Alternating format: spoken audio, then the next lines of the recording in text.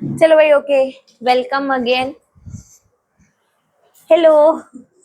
ठीक है। तो कल का लेक्चर कैसा लगा था? समझ आ रहा था कुछ? ठीक है। कल हम लोगों ने बात करी थी अबाउट वैलेंसी। मैंने आपको बताया था कि कैसे एटम्स जो होते हैं वो कैसे इलेक्ट्रॉन ट्रांसफर करते हैं बिटवीन एटम्स। ठीक है। इसके बाद आता है बच्चे आपका, कल हमने जिनको थोड़ा कम ध्यान दिया था, एक हम बात करते हैं एटॉमिक नंबर, एक हम बात करते हैं mass number, atomic mass, basically atomic mass. फिर हम बात करेंगे आइसोटोप, और फिर हम बात करेंगे बच्चे आइसो बार। राइट, इन्हीं की बात हमें करनी है, isotope, isobar, atomic number, mass, atomic mass. Okay. Atomic number क्या होता है? Number of electrons present in an in a neutral atom, in a neutral atom. बच्चे ये समझ में आया? न्यूट्रल एटम में आपका क्या होता है? जो इलेक्ट्रॉन के नंबर होते हैं वो आपका क्या होता है? Atomic number. उसको atomic number is always okay, number of electron is always equal to the number of proton as well. समझे भैया? ओके। एटॉमिक मास क्या होता है?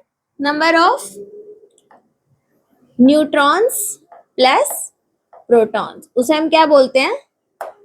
Atomic mass. आपका आइसोटोप क्या था? सेम एटॉमिक नंबर, एन लिख दूं, डिफरेंट एटॉमिक मास।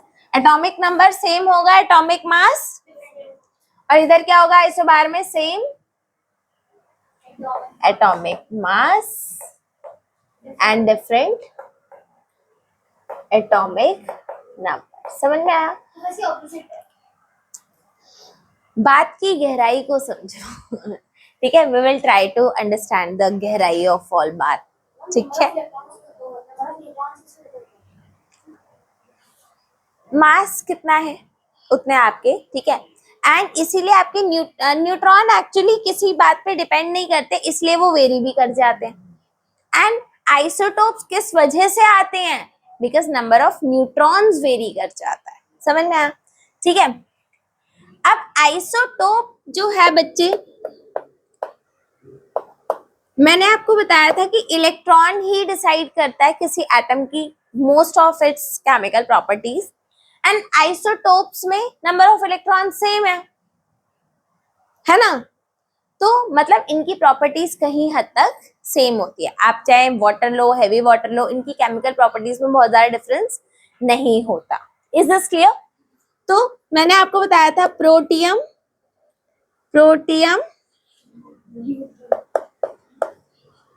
फिर मैंने आपको बताया था ड्यूट्रियम, फिर मैंने आपको बताया था ट्रीटियम। प्रोटियम में क्या होता है बच्चे आपके पास? अगर मैं इलेक्ट्रॉन, प्रोटॉन एंड न्यूट्रॉन्स की बात करूं तो ऑफ कोर्स प्रोटियम में कितने इलेक्ट्रॉन्स होते हैं? 1, प्रोटॉन भी 1, न्यूट्रॉन। ड्यूट्रियम में इलेक्ट्रॉन, प्रोटॉन, न्यूट्रॉन, और इधर समझ में आया? तो इसका एटॉमिक नंबर कितना है? इसका एटॉमिक नंबर कितना है? इसका एटॉमिक नंबर, इसका एटॉमिक नंबर इस 1। एटॉमिक नंबर, अगर मैं बात करूं एटॉमिक नंबर, तो बच्चे यहाँ पर एक बात याद रखना, इसका भी 1 है, 1 है, 1 है। अगर मैं बात करूं एटॉमिक मास, एटॉमिक मास की अगर बात करें, इसका होगा, इसका, इसका, सबका एटॉमिक नंबर सेम है, एटॉमिक मास डिफरेंट है, and that's why they are isotopes. ठीक है। इसको हम लिखते कैसे हैं? इसको हम डेजिग्नेट करते हैं, प्रोटियम इज योर H11, फिर आपका ड्यूट्रियम इज H12, और ये होता है आपका H13, 13. Is this clear? यहाँ तक ये बात समझ में आया? This was all about the 3 isotopes of the hydrogen atom. इसके अलावा आपके और कौन से आइसोटोप्स होते हैं बच्चे? कार्बन के 2 आइसोटोप्स होते हैं.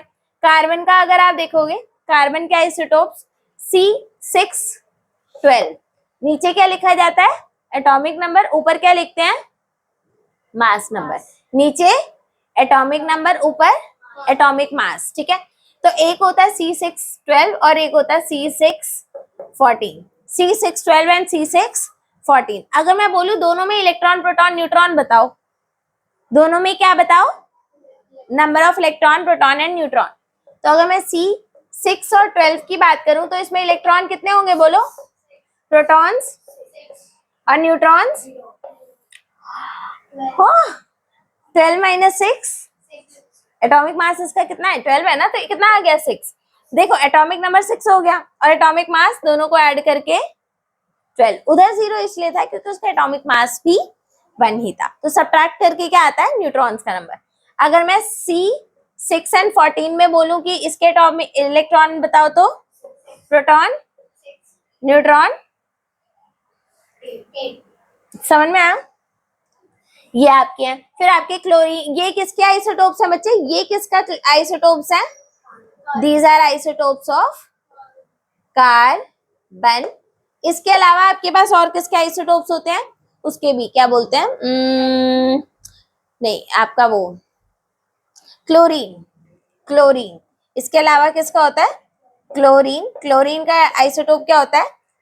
Cl1735. हाँ 14 है ये, तो वो आइसोबार्स हो गए. Different atomic number, same atomic mass, वो क्या हो गया? आइसोबार्स. ठीक है, ये वाला आइसोटोप. लेकिन अब मैं आपको बताती हूँ बच्चे, नेचर में कौन सा आइसोटोप ज्यादा अबंडेंट है? ये वाला. इसीलिए हम कार्बन को नाइट्रोजन का आइसोबार कंसीडर नहीं करते. लेकिन अगर आप इस आइसोटोप की बात करोगे तो वो किसके साथ आइसोबार होगा? नाइट्रोजन के साथ. ठीक है, क्लोरीन में हो गया 1735 और एक होता है क्लोरीन 17 और 37. 17 और 35, 17 और 37. इसमें इलेक्ट्रॉन बताओ? प्रोटॉन और electron, neutron 35 minus 17 which is 18. तो 17, 17, 18. इसके इलेक्ट्रॉन, प्रोटॉन, न्यूट्रॉन खुद से लिखो. ठीक है, इसके ट्राई करो खुद से लिखने की. ये समझ में आ रहा है भाई? अब जो नेक्स्ट टॉपिक हमारा है बच्चे वो है to find out. Now to find AAM. What is this? Average atomic mass. ठीक है, अब ये क्या है आपका? एवरेज एटॉमिक क्या हुआ? मास. ठीक है, एवरेज एटॉमिक मास. अब जैसे एक बात बताओ, अगर हम बात करें, एक क्लोरीन का आइसोटोप है 17 एंड 35, दूसरा क्लोरीन का आइसोटोप है 17 एंड 37. यानी कि अगर मुझे क्लोरीन मिले तो मैं उसका मास 35 लूं या फिर 37? उसका हमें एवरेज लेना पड़ता है. और एवरेज होता क्या है?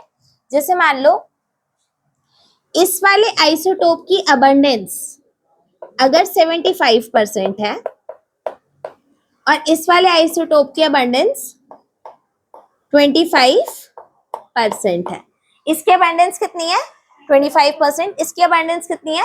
75%. तो हम करते क्या है, इस वाले आइसोटोप का मास यानी कि 35 इनटू में इसकी अबंडेंस 75% प्लस 37 इनटू में 25%. तो ये आंसर आता है बच्चे आपका 35 इनटू में 75 अपॉन 100 प्लस 37 इंटू 25 अपॉन, इसको कैलकुलेट करोगे आंसर आएगा 35.5 यूनिफाइड. क्लोरीन का हम एटॉमिक मास कितना लेते हैं? 35. ये तो आप लोगों ने अभी पढ़ा होगा 35.5. और वो क्यों लेते हैं? क्योंकि हम दोनों आइसोटोप्स का क्या करते हैं, एवरेज करते हैं, इसलिए हम इसका एटॉमिक मास 35.5 यूनिफाइड लेते हैं। हाँ हम हाँ अबंडेंस आपको कुछ तो ऐसा दे रखा होगा कि आप निकाल पाओ। समझ में आया?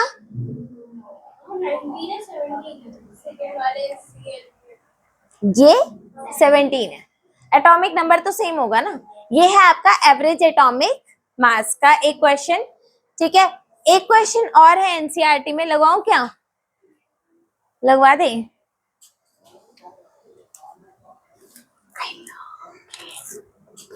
So we have this NCERT.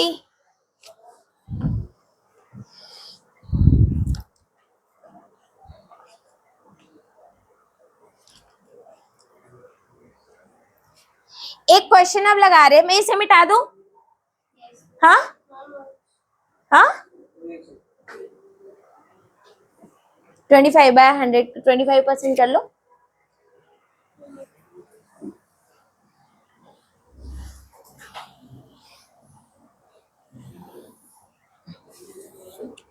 जल्दी से इसे रब कर लो। ठीक है बच्चे, एक क्वेश्चन दे रखा है आपका, मेरे पास पुरानी किताब है, आपके पास जो भी हो देख लो। ठीक है, the average atomic mass, the average atomic mass of a sample x is 16.2 unified. ठीक है, what are the percentage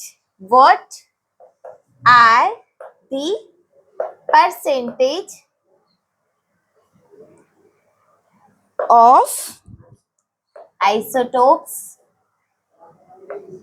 एक है x 8, 16 और एक है x 8 and 18। इनकी हमें परसेंटेज निकाल देनी है, और इन्होंने क्या दे रखा है हमारे को, एवरेज एटॉमिक मास दे रखा है। मैं इसे रब कर रही हूँ बच्चा पूरा। ठीक है, ध्यान दो बच्चे। Let the abundance of x 8 and 16 b, क्या ले लिया abundance इसकी, k ले लूं, k, इसकी k परसेंट ले लेते, k चलेगा, k लेते k। ठीक है, k या फिर स्मॉल x ले लो, या फिर स्मॉल x ले लो। ठीक है, स्मॉल x। ओके, तो मुझे बताओ abundance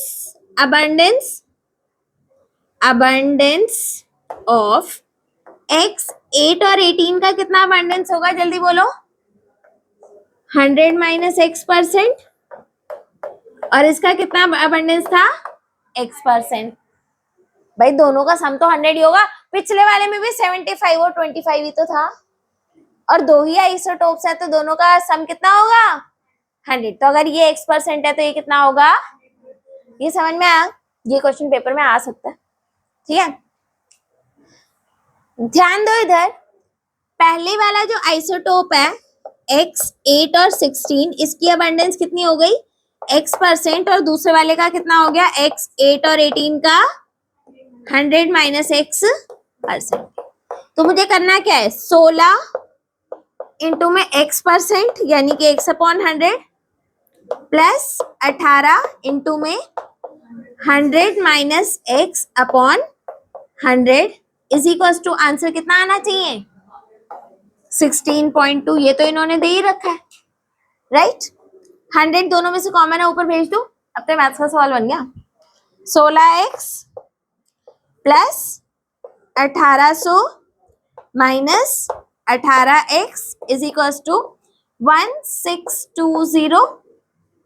100 से मल्टीप्लाई कर दिया इसको, मैंने किससे मल्टीप्लाई कर दिया, 100 से मल्टीप्लाई कर दिया।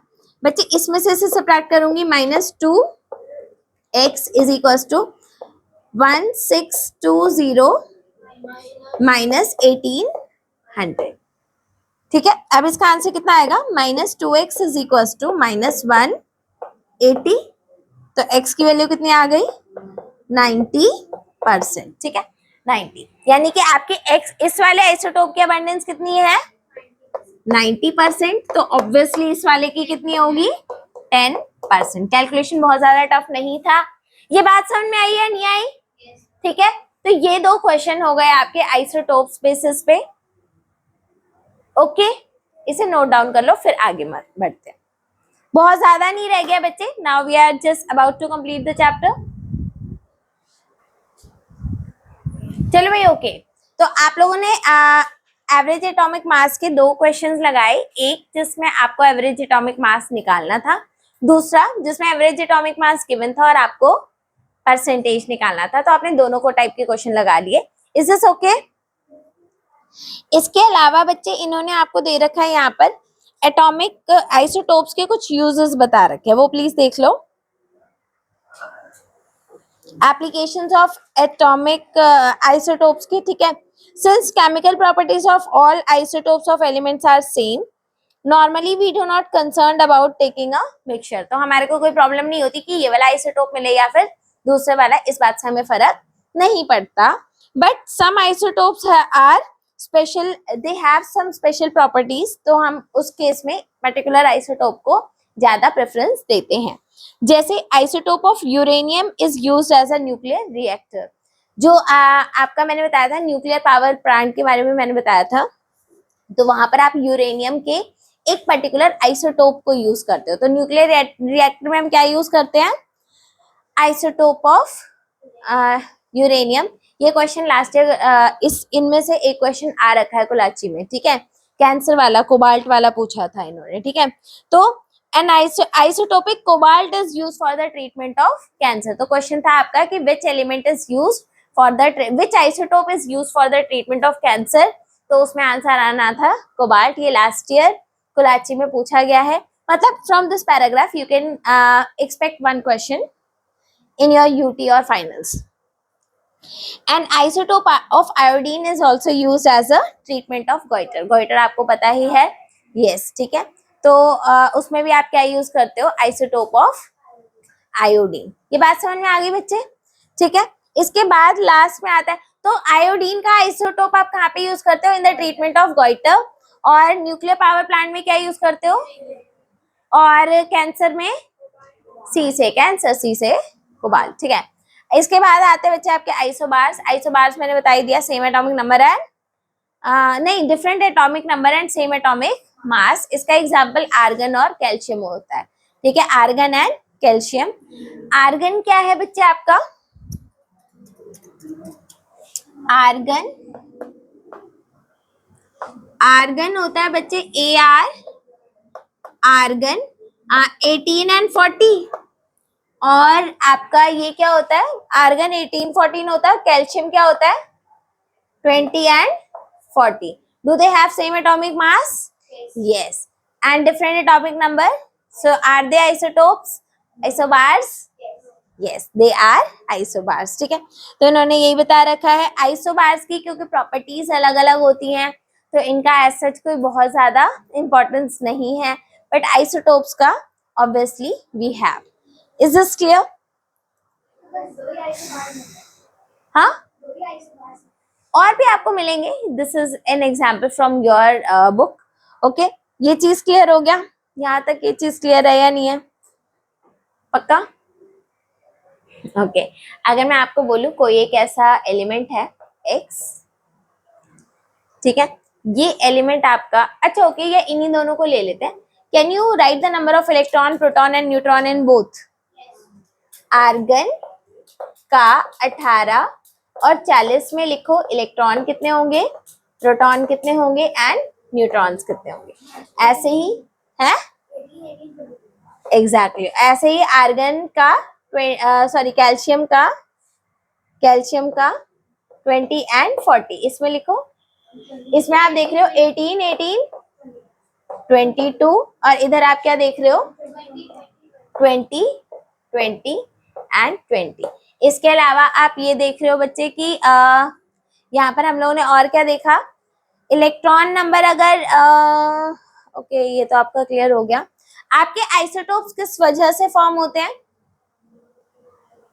Because they atoms have different number of neutrons and that's why we have isotopes.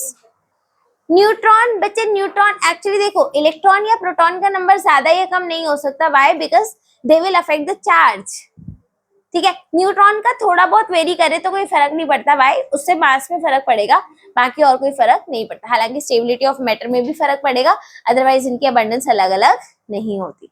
ये चैप्टर समझ में आया? पक्का समझ में आया? और कोई डाउट? तो हाँ, डेंसिटी कितनी होती है? मास अपॉन वॉल्यूम कितना होता है? अबंडेंस। हाँ हाँ हाँ बच्चे, उसकी डेंसिटी काफी ज्यादा होगी, क्योंकि आप ये समझो ना, उसके अंदर पानी आपका काफी हैवी हो गया भाई। पहले आपका हाइड्रोजन, अगर आप देखोगे नॉर्मल वाटर का वेट कितना होता है, आपका नॉर्मल वाटर का वेट 18 यूनिफाइड होता है। वाटर का अगर मैं वेट निकालूंगी तो क्या आएगा, चेक करो। अगर H2O है तो इसका आ जाएगा 16 + 2 18, और अगर मैं बोलूं D2O का निकालना है तो कितना हो गया, 18 + 4 22, और अगर मैं T2O का निकालूंगी तो ट्रीटियम के साथ निकालूंगी तो 18 और 6 24 आ गया। तो ये मास और ये मास में तो बहुत ज्यादा, और you are just talking about one molecule. When you will hold a water, तो इसकी डेंसिटी तो काफी ज्यादा होगी, ठीक है। N24 क्या हुआ बच्चे? आपका इसका इसका 2 × 2 + 2 4 4 प्लस ऑक्सीजन का कितना होता है 16। अच्छा ये 20 हो जाएगा, ठीक है। तो ये कितना हो जाएगा 16 और 6, ये 22 होगा, ठीक है, परफेक्ट। तभी तो फर्क है, ठीक है। जब आप इनका मास निकालोगे तो ऑब्वियसली आपको काफी फर्क दिखेगा। Is this clear? Chapter over? कोई और डाउट हो तो पूछते रहना यार, दिक्कत क्या है, ठीक है। एक्चुअली चैप्टर तो हमारा कल ही ओवर हो जाना चाहिए था।